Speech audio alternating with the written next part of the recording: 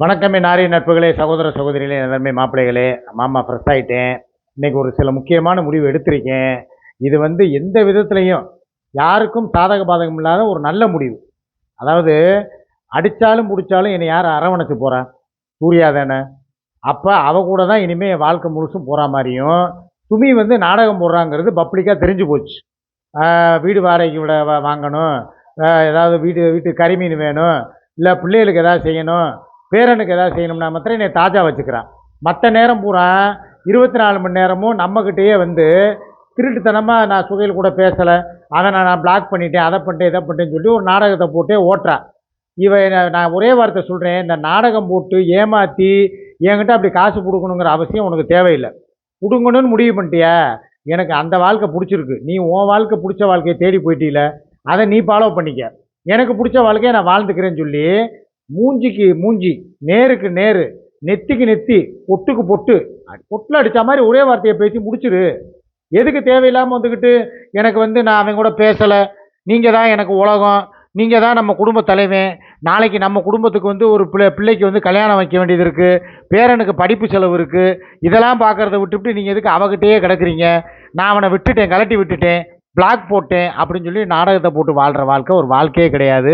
இந்த போலித்தனமான வாழ்க்கையை நீ வாழாத.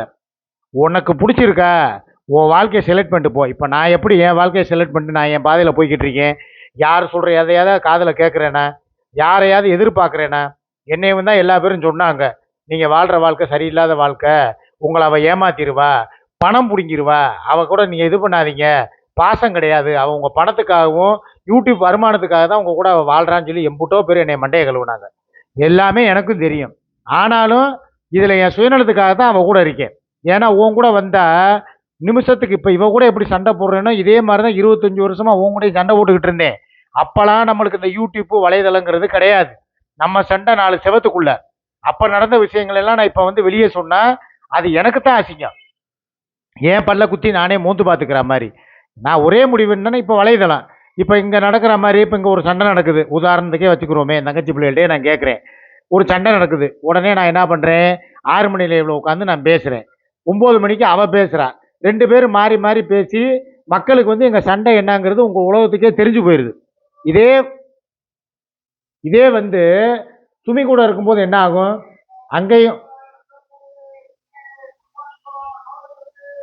அங்கேயும் இதே மாதிரி தான் எங்கே போனாலும் எனக்கு இந்த தொல்லைகள் விடவே மாட்டேங்குது. நான் எப்போ தான் வீடியோ போடுறது? அங்கே வீடியோ போட்டால் அவள் பஞ்சாயத்து, இங்கே வீடியோ பண்ணால் பப்பாளி பழக்காரர் பஞ்சாயத்து. சரி, அதை விடுங்க, என் மைண்டில் நான் அதை ஏற்றலை, உங்ககிட்டே நான் வர்றேன், என்னுடைய இதை சொல்கிறேன். நான் இதே மாதிரி சுமி கூட நான் போகிறேங்க, 25 வருஷம் வாழ்க்கை வாழ்ந்தப்பையும் இதே மாதிரி சண்டைகள்லாம் வந்திருக்கு.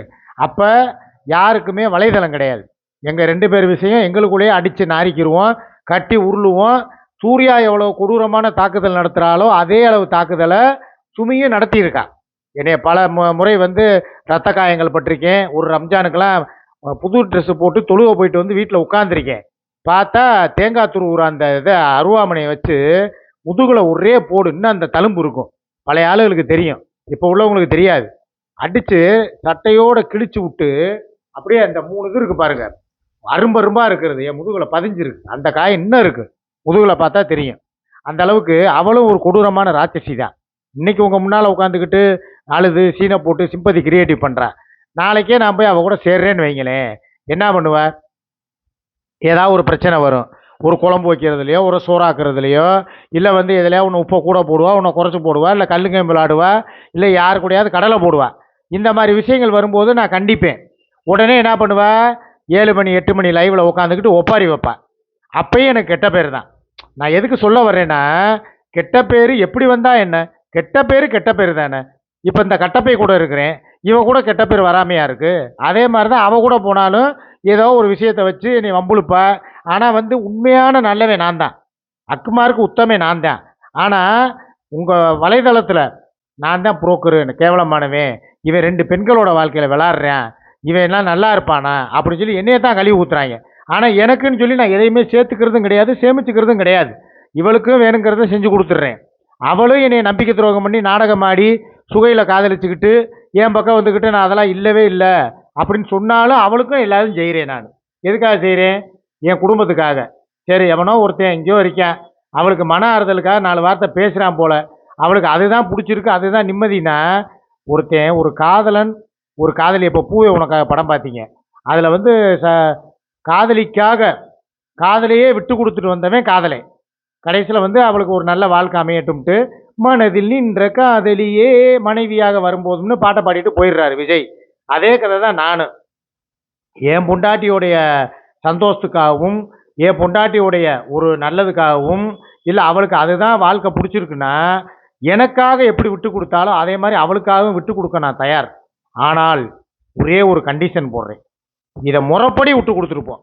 நானும் உன்னைய கட்டாயப்படுத்தலை, நீ என்னை கட்டாயப்படுத்த வேணாம். உனக்கு ஒரு வாழ்க்கை இருக்குது, எனக்கு ஒரு வாழ்க்கை எப்படி நான் 6 வருஷமாக அமைச்சுக்கிட்டேனோ நீயும் கெஞ்சி பார்த்த, கதறி பார்த்த, மிஞ்சி பார்த்த, எல்லாம் பார்த்த. ஆனால் என்னால் வர முடியலை, என் சூழ்நிலையில் அப்படி நான் சூழ்நிலை கைதியாக மாட்டிக்கிட்டேன்னு தெரிஞ்ச உடனே நீ விட்டுட்டு உனக்கு ஒரு வழியை பார்த்துட்டு நீ போகிற. ஆனால் இது எல்லாமே முறைப்படி விவாகரத்து நோட்டீஸை வாங்கிட்டு நீ ஒரு கல்யாணத்தை பண்ணு. இதை எல்லாரும் கேட்கக்கூடிய ஒரே கொஸ்டின், சூர்யா இதுக்கு தயாரா? அவள் பாலவிநாயகத்தை டைவர்ஸ் பண்ணுவாளா? அவள் நீ உன் பொண்டாட்டியை டைவர்ஸ் பண்ணிடுவாடா, ஒரு பிரச்சனை இல்லை. ஆனால் உன் பொண்டாட்டி உனக்கு டைவர்ஸ் கொடுத்துருவா. ஆனால் நீங்கள் 2 பேரும் ஏமாளி ஆகி உங்களை வச்சு அவள் காய் நகர்த்திட்டா, புரியுதா? நீ எல்லாம் டைவர்ஸ் பண்ணிடுவ, போயிடுவ. பாலவிநாயகத்துக்கு அதே மாதிரி அவள் டைவர்ஸ் கொடுத்து வாங்குற நம்பிக்கையில் நீ எல்லாம் செய்வ. ஆனால் அவள் உனக்கே அல்வா கொடுத்துட்டு போயிடுவான். கடைசி நேரத்தில் ஒரு வீடு வாங்குற வரைக்கும் நடிச்சிட்டு உன்னை நட்டாத்தில் விட்டால் என்ன பண்ணுவ? நீங்கள் புருஷன் பொண்டாட்டி தான், பிரிஞ்சது தான். திருப்பி போய் இன்னொரு கல்யாணம் பண்ண முடியுமா? இப்போ விவாகரத்து வாங்கினவங்க கல்யாணம் பண்ணதான் சரித்திரமே இல்லை. இது வரைக்கும் கேள்விப்பட்டிருக்கீங்களா? உலகத்திலேயே ஒரு தடவை கோர்ட்டுக்கு போயிட்டோம், 2 பேருக்கும் பிடிக்கல, ஏன்னா எனக்கு தெரியலை, நீங்கள் அப்படி இருந்தால் சொல்லுங்கள். விவாகரத்து பண்ணவங்க இப்போ சூர்யா சுமியும் நானும் பிரிஞ்சிடுறோம், சூர்யா கூட நான் வாழ்கிறேன், சூர்யாவும் பாலவிநாயகத்தை பிரியிறேன்னு சொல்லிட்டு கடைசியில் என்னை ஏமாத்திடுறான் பாலவிநாயகத்துக்கு டைவர்ஸ் கொடுக்காம. அப்போ என் பொண்டாட்டியோட அருமை எனக்கு தெரிய வருது, ஒரு பேச்சுக்கு வச்சுக்கிடுவோம். அந்த மாதிரி ஒரு சூழ்நிலை வந்தால் நானும் சுமியும் சேர்ந்து வாழ வழி இருக்கா? இல்லை, இப்படி தான் பிரிஞ்சது தான், கோர்ட்டுக்கு போய் ஒரு தடவை டைவர்ஸ் வாங்கினது தான் அப்படின்னு சொல்லி அதோட முடிச்சு விட்ருவாங்களா? திருப்பி நாங்கள் சேர முடியுமா, சேர முடியாதா? எனக்கு அந்த டவுட் இருக்குது. அதனால தான் இப்போ வரைக்கும் சுமிக்கு விவாகரத்து கொடுக்காம இழுத்துக்கிட்டே போகிறேன், தள்ளி போட்டுக்கிட்டே போகிறேன். முந்தா நாள் கூட ஒரு பேச்சுவார்த்தை நடந்துச்சு, உங்ககிட்ட அதை சொல்லக்கூடாது, இருந்தாலும் என் மனசு கேட்கல, நான் சொல்கிறேன், ஓப்பனாகவே சொல்கிறேன். என்னுடைய மனசில் ஆதங்கம் உள்ளது என்னன்னா, நான் நாளைக்கு இறந்து போயிட்டாலோ இல்லை என்னுடைய இறுதி காலத்திலேயோ என் பிள்ளைங்க, அதாவது என் பெரிய மையன், சின்ன மையன், என் குடும்பம் சுமி, இவங்க தான் என்னை பார்த்து எடுத்து போடணுங்கிறது என்னோட விருப்பம், என்னோட அவாவும் அதுதான். ஆனால் இந்த விஷயங்கள்லாம் நடக்காமல் போனால் திலீபாவும் கோகுலும் என்னை பார்த்துக்கிடுவாங்களாப்பா அப்படின்னு சொல்லி சூர்யா கிட்ட ஒரே ஒரு வார்த்தை தான் கேட்டேன். என்னைக்கு அந்த பர்த்டே கேக்கை ஊட்டி விட்டதை அவன் துப்புனான் தெரியுமா? அந்த வீடியோ சம்பவம் நடந்த அன்னைக்கு நைட்டு நான் கேட்குறேன், உனக்கு இந்த டவுட்டே வேணாம். அவளும் கோபத்தில் இருந்தா, கேட்க வந்து அவன் துப்புனதுக்கு அவனை கூப்பிட்டு கண்டிக்கணும் வைக்கணும்னு சொல்லி இருந்தால் நான் தான் வேணான்னு சொல்லி தடுத்து நிறுத்தினேன். ஆனால் அப்போ ஒரு கேள்வி கேட்டேன், எப்பா என் குடும்பம் என்னை போட்டு இப்படி இழுத்துக்கிட்டே இருக்காங்க, இப்படி என்னை அலக்களிக்கிறாங்க, நாளைக்கு என்னுடைய கடைசி காலத்தை நினச்சதாப்பா நான் கவலைப்படுறேன். எனக்கு திலீபா கோகுலும் எனக்கு இப்போ நல்லபடியாக பார்த்துக்கிட்டாங்கன்னா நான் என் குடும்பத்தை பற்றியோ என் பிள்ளைகளை பற்றியோ நினைக்க மாட்டேப்பான்னு சொல்லி ஒரு வார்த்தையை விட்டேன். உடனே அவள் கையோட திலீபாவை கூப்பிட்டா, செல்ஃபோனை பிடுங்கினா, சுவிட்ச் ஆஃப் பண்ணா, எல்லாரும் செல்ஃபோனையும் வாங்கி ஓரமாக வச்சுட்டு, திலீபா இங்கே உட்காரு, உங்ககிட்ட ஒரு 2 வார்த்தை கேட்குறேன், இதுக்கு மாத்திரம் ஆமாம் இல்லை அப்படின்னு பதிலை சொல்லு, நீ சொல்கிறதுல தாண்டா அவருடைய எதிர்காலம் இருக்குது அப்படின்றாரு. என்னடா அவ திடீர்னு ஒரு புதுசாக ஒரு குண்டை தூக்கி போடுறான்னு சொல்லி உட்கார வச்சு கேட்டான். கேட்டதுக்கு விவரமாக சொன்னான், இந்த மாதிரி வந்து அவருக்கும் அவங்க குடும்பம் சரியில்லை, எல்லாம் செஞ்சிட்டாரு வச்சுட்டாரு, ஆனாலும் அவங்க குடும்பம் அவரை மதிக்க மாட்டேங்குது, அவர் நம்மளை தான் நம்பியிருக்காரு, நம்ம அப்பாவும் சரியில்லை. ஓப்பன் டாக்காக தான் பேசினான் திலீபா கிட்ட. அப்பா வந்து என்னை வச்சு என்னென்ன உபச்சாரம் பண்ணது, அப்புறம் என்ன என்னை வந்து பல பேர்கிட்ட வந்து அனுப்பி சம்பாதிக்க நினச்சது, தம்பிக்கு ஒரு பால் பாக்கெட் வாங்க கூட கொடுத்த காசில் கூட, பால் பவுடர் வாங்கின கொடுத்த காசில் கூட குடிச்சிட்டு வந்து அதனால் வந்து பிரச்சனையாக்குனது, அதுக்கப்புறம் அவர் நம்மளுக்கு என்னென்ன கொடுமை பண்ணார், அவங்க இவருக்கே சிக்காவுக்கே தெரியாத விஷயங்கள் நிறையா உனக்கு தெரியும், நீ சின்ன பிள்ளையில் இருக்கும்போது பார்த்தவன்.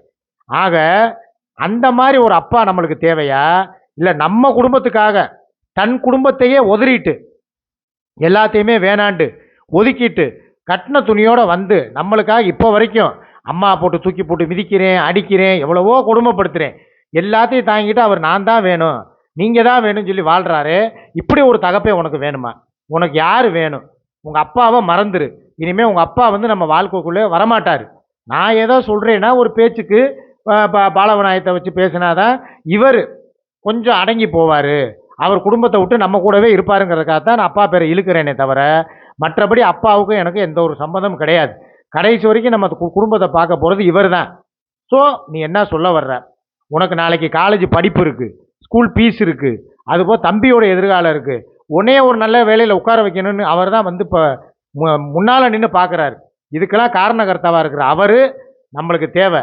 நீ அவரை மூஞ்சி கொடுத்து பேச மாட்டேங்கிற, பர்த்டே கேட்க துப்புற, இதெல்லாம் எதுக்காக? அவர் கூட இருந்து கேக் வெட்டுறதுனால நீ பிடிக்காம துப்புனியா அம்மா ஊட்டின கேட்க?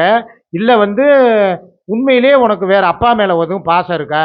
அப்பா இருந்து கேக் வெட்ட வேண்டிய இடத்துல இவர் இருக்கிறாரேன்னு சொல்லி ஒரு உனக்குள்ள வேறு ஏதாவது தாழ்வு மனப்பான்மை ஓடுதாடா அப்படின்னு சொல்லி எல்லாம் கேட்டான். கேட்டுட்டு அவன் ஒரே வார்த்தையில் சொல்லிட்டான், நான் வந்து எனக்கு டயர்டு, தம்பி வந்து இந்த டான்ஸ் ப்ரோக்ராம் போயிட்டு காலையில் கிளம்பி வந்து சாயங்காலமே கேக்கு வெட்டினது, எனக்கு பிடிச்ச துணி கிடைக்கல, நான் எதிர்பார்த்த மாதிரி இல்லை, அதுபோல் நான் போட்டிருக்க பேண்ட்டு கிழிஞ்சு போயிருக்குன்னு சொல்லி வேறு நீங்கள் அது இதுன்னு சொல்லி என்னை சொன்னீங்க. அவன் சின்ன பிள்ளை மாதிரி தான் பேசுகிறான். மற்றபடி இவர் மேலே எங்கள் அத்தா மேலே எனக்கு எந்த கோபம் இல்லைன்னு சொல்லி என்னையை கட்டி பிடிச்சி ஹக் பண்ணி எனக்கு கன்னத்தில் முத்தம் கொடுத்து, சூர்யாவையும் போய் கட்டி பிடிச்சி ஹக் பண்ணி கன்னத்தில் முத்தம் கொடுத்து, நான் படித்து நல்ல ஒரு வேலை வெட்டிக்கு போய் உங்கள் 2 பேரையும் ராஜா ராணி மாதிரி, எப்படி ராஜா ராணி மாதிரி வச்சு உங்களை நான் பார்ப்பேன், இது சத்தியம் அப்படின்னு சொல்லி எங்கள் 2 பேர் மேலேயும் பிடாரி மேலேயும் பாண்டிமுனி மேலேயும் அவன் சத்தியம் பண்ணியிருக்கான். எனக்கு எந்த வருத்தமும் கிடையாது. அப்பா கடைசி வரைக்கும் வரமாட்டாருங்கிறது எனக்கு நல்லா தெரியும். அப்பா வந்து இந்த குடிக்கு அடிமை ஆகிட்டாரு, நானும் கண் கூட தான் பார்க்குறேன். அப்போ நான் சின்ன பிள்ளையா இருந்தேன், எனக்கு தெரியாது. இப்போ எனக்கு நல்லா விவரம் வந்துருச்சு. அப்பாவோட நடவடிக்கை எதுவுமே சரியில்லை, எங்களையும் வந்து கவனிக்கிறது இல்லை, நாங்களும் அவரை சுத்தமாக வெறுத்துட்டோம். என்ன இருந்தாலும் நீங்கள் 2 பேரும் தான் கடைசி வரைக்கும். ஆனால் அந்த முறைப்படி வாழுங்க. அவரையும் வந்து அவங்க வீட்டுக்காரம்மாவை யாரை பெரியம்மாவை விவாகரத்து பண்ணிட்டு வர சொல்லுங்கள். நீங்களும் அப்பாவுக்கு விவாகரத்து கொடுங்க, முறைப்படி வாழுங்க.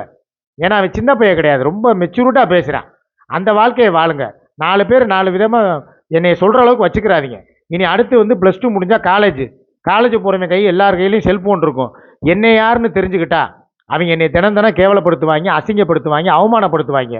இதெல்லாம் தாங்கிட்டு வாழ வேண்டிய அவசியம் எனக்கு கிடையாது. ஸோ நீங்கள் வாழ்கிறதா இருந்தால் இந்த +2 நான் முடிக்கிறதுக்குள்ளே, இல்லை முடித்த உடனேயாவது அந்த லீவில் 2 பேருமே விவாகரத்துக்கு அப்ளை பண்ணி, பாலவிநாயகமும் வேணாம், அவருக்கு வந்து சுமியத்தை அக்கா இவங்களும் வேணாம், பெரியம்மாவும் வேணாம், 2 பேருமே தனியாக வாங்க. ஏன் தலைமையிலேயே ஏன் முன்னாலேயே நீங்கள் 2 பேரும் கல்யாணம் பண்ணி நானும் கோகுல் இருக்கோம், அச்சதையை போட்டு ஆசீர்வாதம் பண்ணுறோம். எங்கள் முன்னாலேயே நாங்கள் உங்களை அப்பா அம்மாவாக ஏற்றுக்கிறோம். அவர் தான் எங்கள் அப்பா, நீங்கள் தான் எங்கள் அம்மா, நாங்கள் ஏற்றுக்கிறோம் அப்படின்னு சொல்லி எனக்கு சில விஷயங்கள் சொன்னான். அதை கேட்டவுடனே அவள் அப்படியே கண்ணீர் விட்டு அழுதா, மன உருகி அழுதா. நம்ம பிள்ளையா அப்படி பேசுகிறேன், இவ்வளோ ஊமையாக இருந்தானே, இவ்வளோ தூரம் என் மனசுக்குள்ளே குமுறல்கள் இருக்கா அப்படின்னு சொல்லி பார்த்து ஆச்சரியப்பட்டு அப்படியே புலங்காயுதம் அடைஞ்சிட்டான். அந்த அளவுக்கு நெகிழ்ந்துட்டான். ஸோ இதிலேருந்து நாங்கள் ஒரு சின்ன ஒரு முடிவு எடுத்திருக்கோம். அவளும் நானும் நேற்று டிஸ்கஸ் பண்ணினோம். வேணா, அவளுக்கு சுகையில் தான் வாழ்க்கைன்னு ஆகிப்போச்சு. அவன் நடிக்கிறா, நாடகம் மாறுறா, நல்லா தெரியுது. நம்ம பிள்ளை என்ன சொன்னான் அதை கேட்டு நீ விவகாரத்தை கொடு, நானும் பாலவிநாயகத்துக்கு விவகாரத்தை கொடுக்குறேன். 2 பேரும் வந்து ஒரு நல்ல நாள் பார்த்து இந்த லீவில், தை பிறந்தா வழி பிறக்குன்னு சொல்லுவாங்க, தை பிறந்ததுக்கப்புறம் மார்ச்சுக்குள்ளே அவன் வந்து ஸ்கூல் முடிஞ்சிடும், +2 வந்ததுக்கப்புறம் ஒரு கோவிலில் ஏதாவது ஒரு மசூதியில் எங்கேயாவது வச்சு ஒரு கல்யாணத்தை பண்ணுவோம், இல்லை நிக்கா பண்ணுவோம் அப்படின்னு சொல்லியிருக்கா. இது எந்த அளவுக்கு ஒர்க் அவுட் ஆகுன்னு தெரியலை. இந்த கருத்தை நான் உங்ககிட்ட விடுறேன். இது சாத்தியத்துக்கு ஒத்து வருமா இல்லை வந்து வேணாமா அப்படிங்கிறத நீங்கள் முடிவெடுங்க. ஏன்னா சில பேர் சொல்லுவாங்க, அண்ணே வேணாம், பட்டும் படாமல் இருக்கிற வரைக்கும் உங்களுக்கு நல்லது, நாளைக்கு உங்களை தான் உங்கள் குடும்பம் உங்கள் முறைப்படி உங்கள் மதப்படி அடக்கம் பண்ணுவாங்க, நீங்கள் இவ்வளோ போய் கல்யாணம் பண்ணீங்கன்னா எதுவுமே நடக்காது, பார்த்துக்கங்க. இன்றைக்கி அவள் உங்கள்கிட்ட வாங்குகிற காசு பணத்துக்காக நடிக்கிறான்னு சொல்லி சில பேர் சொல்லுவாங்க.